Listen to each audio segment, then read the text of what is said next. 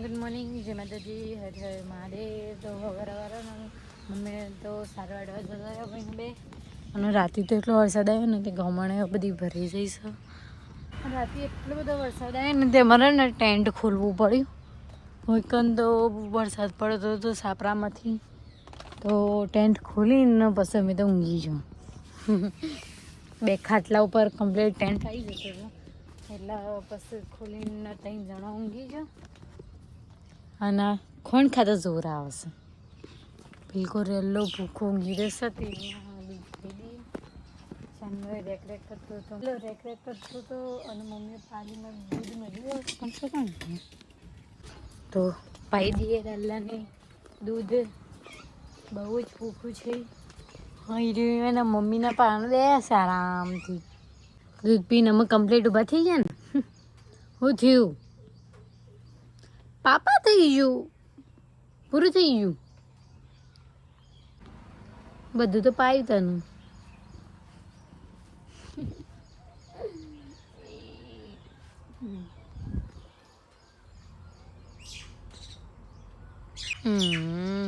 મથી ગમણામાંથી પાણી ઉકાણું હતું પાછું ભરાઈ ગયું. આમ પહેલાં તો મોજ છે.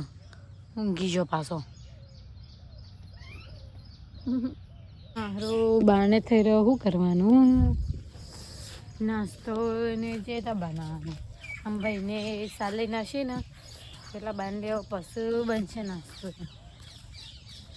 તો ગાઈસ સાલ લઈને આવી જશે ભાઈને ઘેર. અને સારો વરસાદ ચાલુ થઈ ગયો અને આયા પછી તરત વરસાદ આવી ગયો ચાલુ. Good morning. Good morning guys. આ તો ગુડ મોર્નિંગ કેવું હતું ના આવું બાણ જ નહીં બાણ તો લઈ આવશું પાડેથી બીજું કે જલ્દી લઈ આવો તો રોધવાની કરીએ. લઈ બાણનો તો તમે મમ્મી બે જણા બાણ લઈ આવી. 150 રૂપિયાનો. હા હા મિલ દઈએ પિલકોર. પેલા રોધી દઈશું પછી ડેકરો સરાવશું શાંતિથી. બાળને ફાન લઈને આવતા બહુ જ થાકી જાઓ. તે મમ્મી તો ખાટલો ઢારીને ઊંઘી જાઓ. બહુ જ થાક લાગ્યો છે અને જબર ભૂખે લાગી છે. રોધવાનું છે. જલ્દી ખાઈ લઈએ. મને જબરું મોજ છે. શું આરામથી પાણીમાં ડૂબકી મારે છે ખબર જ નહીં પડતી. ચૂલો હરકતો નહીં ને તે મમ્મીને બોલાવે તે આવી જાઓ અને હરખા માંડ્યો.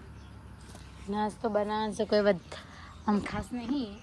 ગાની હે ગોસ ને રોટલી બીજું કોઈ બનાવવાનું કીધું છે.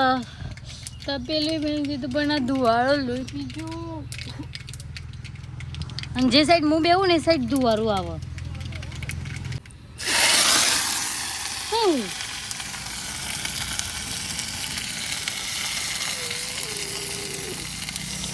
ઘરની આગવાના અંગાત પાણી પડી ગયું ઉડ્યું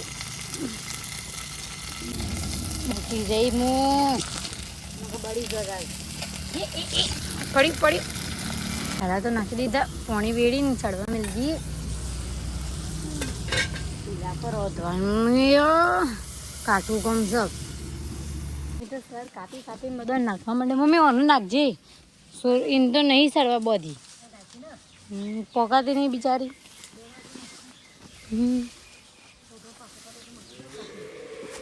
ઓ ભૂરી તો રેકી ભાઈ.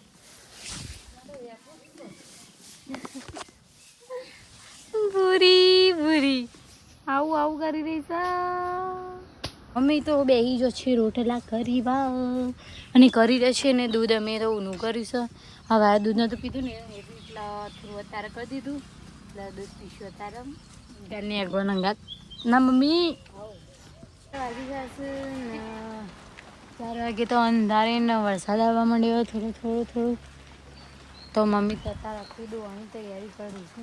4 વાગે ખોંડનું બંધ તો છન્નુએ ઠાડી દીધું છે અને બીજું ખોંડ તો ઓળીએ દીધું લાવવા. ચડતું થઈ ગયું.